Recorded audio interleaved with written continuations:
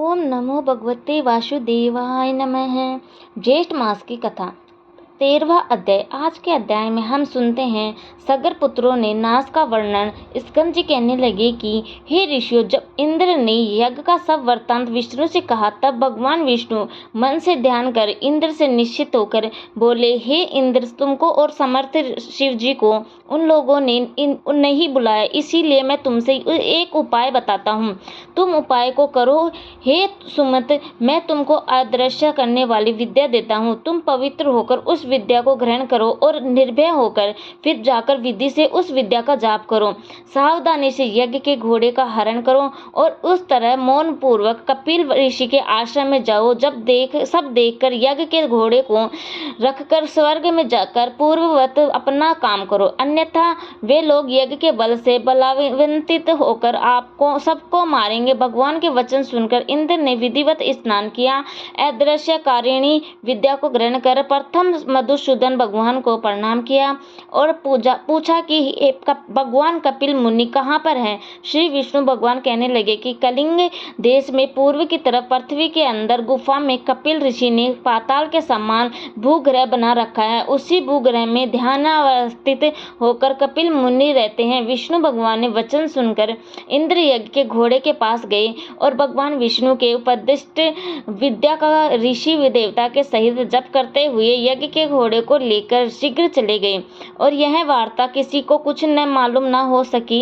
एकांत में ध्यान मगन कपिल मुनि को देखकर इंद्र ने विधि पूर्वक प्रणाम किया और यज्ञ के घोड़े को वहां बांधकर इंद्र अपने स्वर्ग को चले गए, परंतु मन में फिर भी शंका बनी रही। इधर यज्ञ के घोड़े के हरण को जाने पर उसके रक्षक का साथ अज्ञान से मोहित होकर सभी ने राजा से आकर कहा कि राजन, यज्ञ का घोड़ा कहाँ गया या फिर उसे कोई हर कर ले गया, हम नहीं जानते। रक्षकों के वचन सुनकर सगर पुत्र यज्ञाशु की खोज में देशों दिशाओं की गए। समस्त पृथ्वी दल के भाग्य को देखकर देवलोक देखने के लिए स्वर्ग के आए। उसके पश्चात नक्षत्र लोक को गए और इंद्र की पूरी की गए। संचय को पकड़कर व्याकुल सगर पुत्र इंद्र के प्रत्येक ग्रह में और दूसरों के ग्रह तथा नगर में अटारी समेत साला वन उपवन दिग्वालों के लोग, दत्तंतर भयलोक, कैलाश, हिमवान और तथा अनेकों मेरु पर्वत, समस्त गुफा और शिखर, गंधर्व लोग, यज्ञ और अतंदर विष्णु लोक में भी गए। इस प्रकार सकर पुत्र का लोगों में घूमे परंतु यज्ञ के घोड़े का कहीं पता न लगा। फिर वह पाताल लोक में गए और 7 पातालों को देखा। फिर वह निराश होकर अपने शिविर में गए। सब दुखी होकर प्रणाम त्यागने को तैयार हो गए और सब काल से प्रेरित होकर पृथ्वी को खोजने लगे। अस्माक्त उस विवर से मिला हुआ 100 योजन के विस्तार में इंद्रालय के समान और मनुष्य से रहित दिव्य गहरी गुफा को देखकर सबके सब उस गुफा में चले गए। वहां जाकर कमल के ऋषि से बंधा हुआ यज्ञ के घोड़े को देखा और वहां पर ध्यान में मगन कपिल ऋषि को भी देखा, जो कि केवल मन से ही सृष्टि संहार शाप अनुग्रह करने वाले हैं। कपिल मुनि के प्रभाव से उन मूर्ख सागर पुत्रों ने कपिल मुनि को चोर समझकर कहा कि इसी ने घोड़ा चुराया है। अब भय से यहाँ ध्यान लगाकर बैठ गया।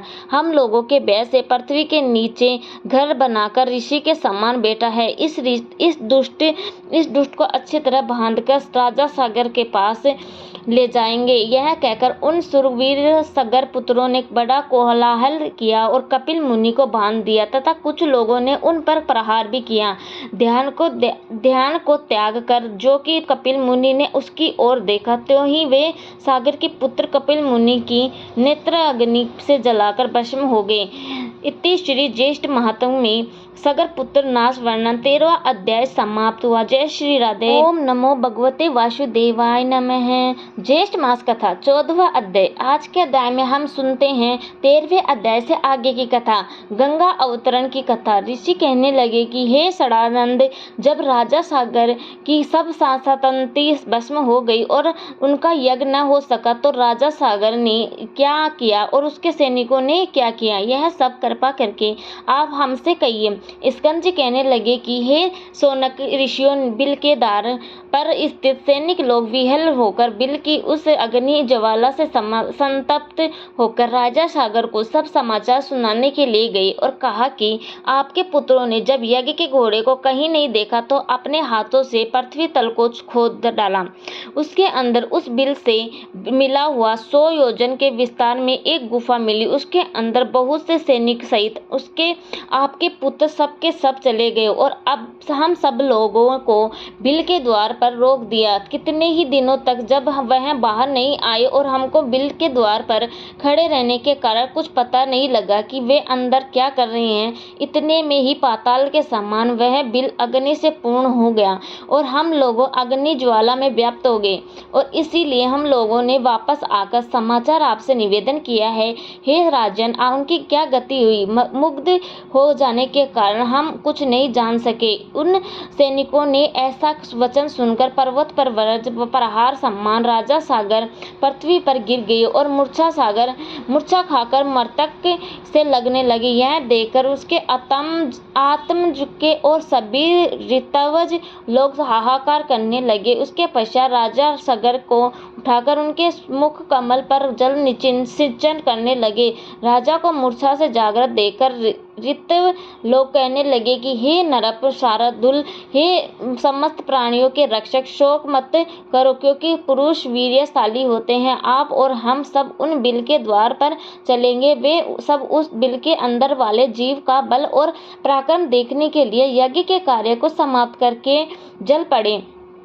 बारग में सैनिकों ने देवताओं से भी दुष्कर कर्म जो सगर पुत्रों ने किए थे राजा को दिखाए। बिल पर्यंत पृथ्वी का समस्त तल भाग खुदा हुआ देखकर ऋषि लोग कहने लगे कि हे उपस्थित वंद, आप लोग सुनिए। हम सब राजा सागर के भाव को समझकर कहते हैं कि यह बड़ा भारी जो गड्ढा नजर आ रहा है सब समुद्र को जाएगा। इस प्रकार विवाद करते हुए वह सब विवर के समीप चले गए और उसके समीप सब सेना को खड़ी करके धर्मात्मा राजा सागर ऋषियों के साथ षड्यंत होकर परम अद्भुत भूग्रह के अंदर गए। वह भूग्रह इंद्रलोक के समान रत्नों से प्रदीप्त, प्राणियों के संचार से रहित और सुंदर था, परंतु भस्म से पूर्ण था। राजा वे ऋषि लोग देखकर कर्म से उस तेज पुंज के पास गए। जलती हुई अग्नि के समान तेज से व्याप्त उनको देखकर जो कि प्रज्वलमान परमात्मा ध्यानमग्न और योग में गए हैं, सब ऋषि आदि ने कुछ देर बाद उसको कपिल मुनि जाकर नमस्कार किया, उनकी स्तुति करने लगे। वे कहने लगे कि हे देव, आप नित्य हैं। हे परमात्मानंद, आपकी जय हो। जगत के कारण रूप तथा मन से सृष्टि को संहार करने वाले आपको नमस्कार है। हे सत्य को धारण करने वाले हरि स्वरूप आपको नमस्कार है तथा तुम रूप में स्थित इंद्र स्वरूप आपको नमस्कार है। हे अखिल लोक वंदना के योग्य हैं, सुरासुर पूजित चरणों कमलों वाले आपको नमस्कार है। हे दया के सागर, संसार रूपी संसार में फंसे हुए हम लोगों की आप रक्षा करें। हे ब्राह्मणों के स्वामी, शीघ्र हम आप लोगों का उद्धार करें। शोक रूपी विशाल किनारों से रहित जल राशि में स्थित इस पृथ्वी का उद्धार करें, क्योंकि हे दीन बंधु, आप ही आदि स्वरूप 12 रूपधारी हैं। उस तरह स्तुति करके राजा सागर पुत्र शोक मगन होकर उन वर्षा काल में जैसे पाषाण गिरते हैं पृथ्वी पर गिर गए। नेत्र खोलकर अपने सामान निश्चित रूप से पतित सागर तथा उन ऋषियों को देखकर कपिल मुनि यह वचन बोले, हे यह हम सुनेंगे अगले 15वें अध्याय में। इति श्री ज्येष्ठ मातम में गंगा प्रादुर्भाव वर्णन 14वां अध्याय समाप्त। जय श्री राधे। वीडियो पसंद आए तो लाइक, सब्सक्राइब एंड कमेंट जरूर कर देना। जय श्री कृष्णा। राधे राधे। Thank you. धन्यवाद।